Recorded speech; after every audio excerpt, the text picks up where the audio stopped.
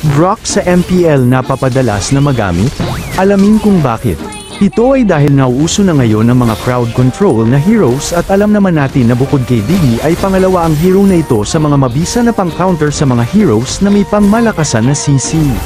Epektibo rin ito na pang-counter sa mga heroes na kasalukuyan na nasa meta katulad ni Barats, Vexana, Aurora, Claude at marami pang iba. Gamitin mo ang basic common emblem para sa hybrid regen, hindi ka na mamumblema sa mana at sa pag-regen ng HP. May kasama rin ito na adaptive attack at 275 HP. Vitality para sa dagdag na 225 max HP, Wilderness Blessing para sa 10% na increase sa iyong movement speed kung ikaw ay nasa jungle at river area, at Brave Smite na nagre-restore ng 4% ng iyong max HP kung ikaw ay magdi-deal ng skill damage sa iyong mga kalaban.